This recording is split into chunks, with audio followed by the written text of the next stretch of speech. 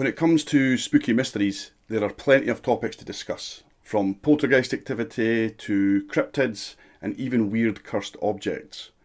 But what if a story has all of these elements? We could call that the trifecta of weird, I suppose. This story certainly has all of these elements, so welcome to the Oddest. My name is Johnny, and this is the story of the Hexham Heads.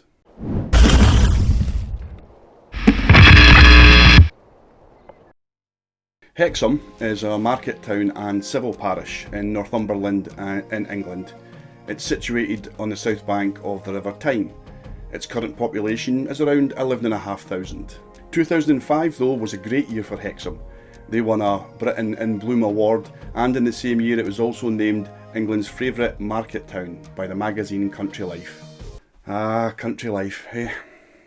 One of the better magazines on the shelf. Learning about life in the country.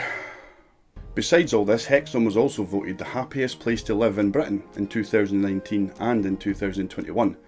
However, in the early 1970s, two local families would disagree.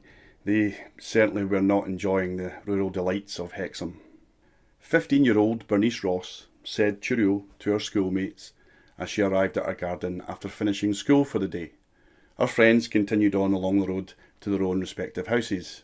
She let herself into the house as her parents weren't going to be home from work just yet, which was standard practice for the schoolgirl. As she entered the family home though, she noticed straight away that something was off. She ditched her jacket and her school bag and started to wonder where was the family cat. See, at the end of every school day, for as long as Bernice could remember, the cat would be eagerly waiting her arrival in the hallway. But this day, he just wasn't there. That's when she heard a muffled cat's cry coming from the living room area at the end of the hallway. Bernice opened up the door to see that her cat was just sitting there on the floor staring right back at her. See, this is why I don't own a cat.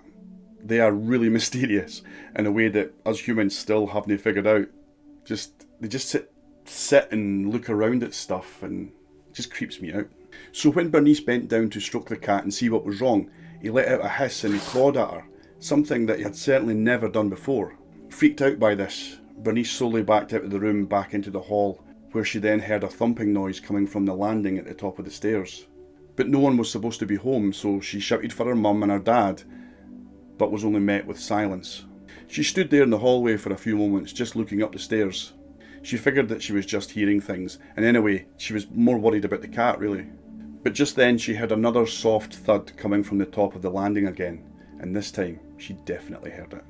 At that exact moment, the cat in the living room let out a frightened mewl and had bolted under a table. Bernice got some sense about her and took a move out of old Johnny's playbook, a move I like to call get the F out of Dodge.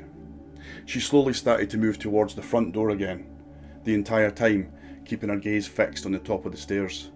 Ever so slowly, she saw a foot emerge and slowly and delicately plant itself firmly onto the top step. Seconds felt like minutes before another foot appeared, this time onto the next step below. These were not human feet though, certainly nothing like what Bernice had ever seen. The feet were like animal claws. She was clearly terrified at what she was seeing, but she didn't have time to begin to process what was going on, because the creature moved quickly down the steps towards her. Bernice let out an ear-piercing scream, which seemed to stop the creature dead in its tracks. It recoiled back up the stairs, bounding up the stairs and across the banister and out of sight. Bernice would later describe the creature as having a long snout like a goat, complete with horns and all. It was covered head to toe in thick dark fur. A few hours later, her dad Richard returned home from work and found his daughter barricaded in the living room with the ginger tomcat. Clearly shaking and terrified, Richard quickly ran upstairs and around the house to see if he could make sense of this or see anyone at all that was in the house. Luckily though, he found nothing. At this point though, Richard had had enough. He angrily went to the house phone and immediately phoned his wife, where she worked at Southampton University. Whilst on the phone, he gave her a simple ultimatum. Either she got rid of the antiquities that she was currently researching and kept inside the house, or he would be taking the children and he would be leaving her. Enough is enough.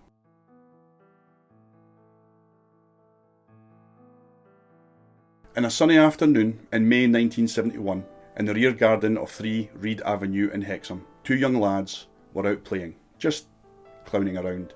chucking things at each other and having a merry old time. Colin and Leslie Robson were their names.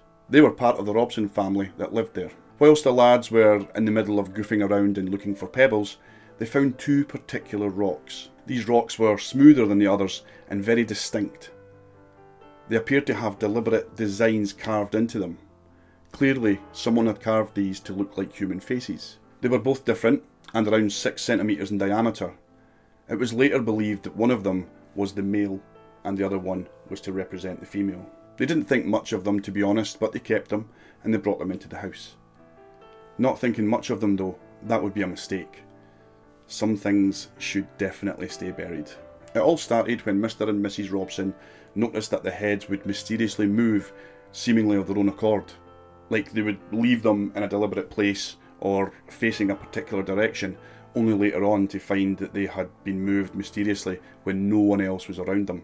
In some occasions the stones were discovered to have vanished completely, only to reappear somewhere completely different. There were also strange instances as well of glass objects in the house spontaneously shattering, although no one was around them at the time. And although the glass was properly cleaned up and disposed of, shards of the same glass were later found under the pillows of the girls that lived in the house. Of course, the natural suspects for this prank would have been the two young lads, but they absolutely denied it. Hey, wasn't us? Wasn't us? What followed were a few weeks of strange goings on in the Robson home. One night, Mrs. Robson woke up to the sound of Colin screaming. She ran into his room. He was saying something, or someone was pulling on his hair. So Colin and his brother Leslie, they were now fully awake, and whilst Mrs. Robson was comforting them, she became aware of a strange presence standing in the doorway of the lad's bedroom. She said it was like a dark figure, like some sort of creature. It was tall, well built, and had the snout of a wolf. It had claws and was covered in hair and fur. She let out a scream, and the creature seemed to be startled by this. It recoiled quickly back into the shadows and appeared to simply vanish from there. Mrs. Robson silently made a choice not to tell anyone about this. None of her friends, none of her neighbours, because she didn't want to seem mental, but she was shocked when chatter amongst her neighbours soon began, as it would appear that they had also seen this creature. So number 1 Reed Avenue was the house right next door. Living there was Isaac and Nellie Dodd, alongside their 4 children. One night there was a wee party in one of the houses and all of the neighbours in the street were there. Nellie Dodd had asked Mrs. Robson if she had seen or heard anything strange over the last week or so. When Robson inquired further, Nellie told her her story. So a few nights previous to this, Nellie's young daughter Marie spent most of the day and night in bed and in great pain due to an ear infection. Nellie had gone into her room later that night just to check on her and comfort her. When Nellie was sitting with her daughter, she watched as Marie gently drifted off to sleep. But seconds later, the wee lassie sat bolt upright and let out a terrifying scream. Nellie, obviously scared, just kept saying, "What is it, Marie? What is it? What's wrong?" Marie slowly pointed behind her mum. Chills ran down the woman's spine as she slowly turned round. She saw a creature standing in the kid's room. She said it was tall and shaped like an athletic man, but had the features of a wolf or a goat, and was covered from head to toe in hair and fur. It reached out forward towards them both. Soon Nellie and Marie were absolutely terrified and screaming. The creature dropped to all fours and ran out of the room. They could hear its claws scuttling on the floor as it left. Isaac, Nellie's husband, was in bed just down the hall. He heard the girl's screams and came running out of the bedroom and across the hall, but as he did so, he could hear the banging and the thudding noise of something bounding down the stairs. He ran to the top landing just to have a look over and quickly check to see what it was, but there was nothing there, until he heard the back door opening. Isaac knew fine well that the back door was locked because he had locked it himself just before the family went to bed. Isaac ran into one of the back-facing rooms to quickly peer out of the window to see if he could catch a glimpse of whoever ran out of the back door, but he saw no sign of anyone. So their garden, it was surrounded by a huge 6-foot fence, and it had a thick garden gate that was secured by a deadbolt. Despite this, whoever had escaped out the back door that night couldn't be seen anywhere in the garden as Isaac looked out the back window. Over the coming days, strange things would start happening at number 1, similar to the occurrences that happened next door at number 3. Glass objects and bottles would smash of their own accord. Children made repeated claims that they were being assaulted, slapped, or having their hair pulled by an invisible force. Nellie would end up finishing telling her story by saying that they were so freaked out by everything that happened that they actually considered moving away. After weeks of attacks, the Robsons eventually thought, enough is enough, this is crazy. So they took the 2 small stone heads around to the local abbey. From there, they were sent off to Southampton University for further study and analysis. They ended up in the hands of a lecturer there called Anne Ross. Now, Dr. Ross was an expert in these things. She was an expert in ancient artefacts, and she quickly concluded that these heads were Celtic in origin. During this time, Dr. Ross had shoved them in a box and took them home. That's a recipe for disaster right there. They stayed in the box at her home for a while because she had just forgotten about them. She had other projects to focus on. A week or so later, she was awoken in the middle of the night, convinced that she felt a presence in the room besides her sleeping husband, who was fast asleep beside her. She could see a figure or something standing in the corner, but it was really dark and was obscured by shadow. The unknown creature hurried towards the door of the bedroom, and Dr. Ross would later describe what she saw as a tall, athletic frame covered in thick black fur with a snout like a wolf. As the creature left the room, she leapt from the bed to pursue whatever it was, but after seeing the animal on all fours bounding down the stairs, she was too frightened to follow. So would Abby. I'd be like, taxi for Johnny. Dr. Ross initially didn't associate this incident with the wee stone heads that she kept in the box, but a few nights later though, there was another strange occurrence. Richard, Anne Ross's husband, was feeling quite poorly and was in bed. His 15-year-old daughter, Bernice, was taking him some dinner upstairs when she noticed her path was blocked by a sinister entity standing a few feet in front of her. She let out a scream and the creature leapt across the banister and onto the wooden floor below. Bernice could hear the sound of a loud thud when the creature landed. She quickly peered over the banister, but there was no trace or sound. Things were fairly quiet in the coming weeks around the house. Dr. Ross believed that this matter could be concluded. That was, of course, until she got an angry phone call at work from her husband, telling her to get these items out of the house or else. After digging further into this though, Dr. Ross removed the heads from her home and put them in storage at the university. They remained there for several years. The stone heads were eventually acquired by a man called Frank Hyde. Frank was an engineer and he had an avid interest in the paranormal. He had asked permission from the university for him to run tests on these heads using a Faraday cage. We never knew the results of Frank Hyde's findings due to his death in 1984, which was by car crash, because that's no dodgy. However, the results from the university studies were indeed published. So the studies carried out at Southampton University have only deepened the mystery as to the origins of the small, seemingly cursed statues. It was odd, for example, that there were no organic matter discovered within the stones, which made it effectively impossible to date them accurately. Also, due to the way in which they were carved, they couldn't tie them to any given time period.